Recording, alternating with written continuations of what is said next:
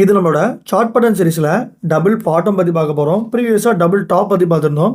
So market பார்த்தோன்னா ஒரு ஹைலேருந்து ஒரு லோ கிரியேட் பண்ணி அகைன் ஒரு ரெசிஸ்டன்ஸில் ஒரு நெக்லைன் கிரியேட் பண்ணி அகைன் நம்மளோட ரைட் பாட்டம் ஃபார்ம் பண்ணி நம்ம ரெசிஸ்டன்ஸில் பிரேக் பண்ணி ரீடெஸ்ட் கொடுத்ததுக்கப்புறம் என்ட்ரி எடுக்கணும் அப்படிங்கிறத கிளியராக பார்க்குறோம். இது நம்ம லைவ் எக்ஸ்பிளேஷனில் பார்த்துடலாம். ஸோ மார்க்கெட் பாருங்கள், ஒரு ஹைலேருந்து கிளியராக ஒரு நல்ல ஒரு ஃபால் ஆகிருக்கு, ஒரு லெஃப்ட் பாட்டம் கிரியேட் பண்ணியிருக்கு, அகைன் ஒரு ரெசிஸ்டன்ஸ் லைன் கிரியேட் பண்ணி ஒரு நல்ல ஒரு ஃபால் ஆகி அகைன் ஒரு ரைட் பாட்டமும் கிரியேட் ஆகிருக்கு. ஸோ ரெசிஸ்டன்ஸை பிரேக் பண்ணி மேலே போனதுமே நம்ம வந்து என்ட்ரி எடுக்கக்கூடாது. மேலே போனதுக்கப்புறம் கிளியராக பாருங்கள் ஒரு ரீடெஸ்ட் கொடுத்துருக்கு. ஸோ பிரேக் அவுட் ஆனதுக்கப்புறம் ஒரு ரீடெஸ்ட் ஆன என்ட்ரியில் வந்து நம்ம வந்து என்ட்ரி எடுக்கணும். டார்கெட் ப்ரைஸ் அப்படிங்கிறது அதோட ஸ்விங்கில் வச்சிருக்கோம், ஸ்விங் ஹையில் வச்சிருக்கோம். ஸ்விங் ஹை அப்படிங்கிற டார்கெட் வந்து ரீச் ஆகிருக்கு.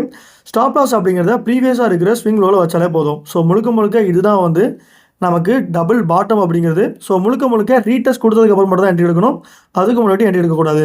ஸோ இந்த மாதிரி அப்டேட்ஸ் ஒன்று நினச்சிங்கன்னா நம்ம விஐபி சேனல் மறக்காம ஜாயின் பண்ணிக்கோங்க. இப்போ தான் முதல் முறையாக வீடியோஸ் பார்க்குறீங்க அப்படின்னா சப்ஸ்கிரைப் பண்ணி அந்த பெல் ஐக்கனை கிளிக் பண்ணிக்கோங்க. நன்றி, வணக்கம்.